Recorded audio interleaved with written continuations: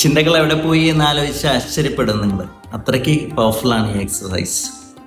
നമസ്കാരം എല്ലാവർക്കും, വീണ്ടും മനോലയത്തിലേക്ക് സ്വാഗതം. ഇവിടെ കാട്ടോളെ എന്ന് പറഞ്ഞ ഗ്രേറ്റ് പ്രൊഫറ്റ് അല്ലെങ്കിൽ great philosopher, great enlightened being ഇവിടെ പറയുന്നത്, നമ്മളുടെ ഏറ്റവും വലിയ പ്രശ്നം എന്ന് വെച്ച് കഴിഞ്ഞാൽ ഓവർ തിങ്കിങ് ആണ്. നമുക്ക് വരാൻ പോകുന്ന എല്ലാ വിഷയങ്ങളെക്കുറിച്ചും വന്നു പോയതിനെക്കുറിച്ചും എല്ലാം നമ്മൾ വീണ്ടും നമ്മൾ ആവശ്യമില്ലാതെ ചിന്തിച്ചുകൊണ്ടിരിക്കുന്നതാണ് നമ്മുടെ ഏറ്റവും വലിയ പ്രശ്നം. ഒരു ദിവസത്തിൽ 78,000 ചിന്തകൾ നമുക്ക് വരുന്ന പറയുന്നത്. അതിൽ 90-95% ചിന്തകളും യാതൊരു ആവശ്യമില്ലാത്തതായിരിക്കാം, റിപ്പീറ്റഡ് തോട്ട്സ് ആയിരിക്കാം.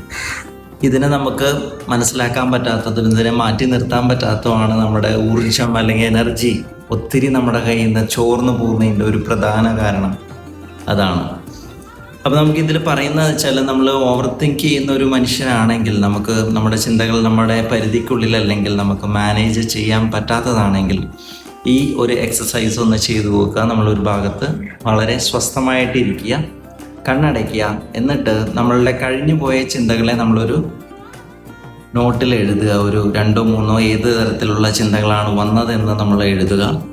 എന്നിട്ട് കണ്ണടച്ചിട്ട് അടുത്ത ചിന്ത എന്തായിരിക്കുമെന്നുള്ള എക്സ്പെക്റ്റേഷൻ, ആ ഒരു ജിജ്ഞാസയോടെ, ക്യൂരിയോസിറ്റിയോടെ നമ്മളതിനെ കാണുക. അടുത്ത ചിന്ത എന്തായിരിക്കും, what would be my next thought എന്നുള്ളത് വളരെ ക്യൂരിയസ് ആയിട്ട് നമ്മൾ കാത്തിരിക്കുക ആ ചിന്തയെ. അങ്ങനെ ഇരിക്കുമ്പോൾ എന്താണ് സംഭവിക്കുന്നതെന്ന് നിങ്ങൾ തന്നെ ആ എക്സസൈസ് ചെയ്തിട്ട് എനിക്ക് കമൻറ്റ് ചെയ്യണം. എന്തായാലും എല്ലാവർക്കും നല്ലൊരു ദിവസം ആശംസിക്കുന്നു. നന്ദി, നമസ്കാരം.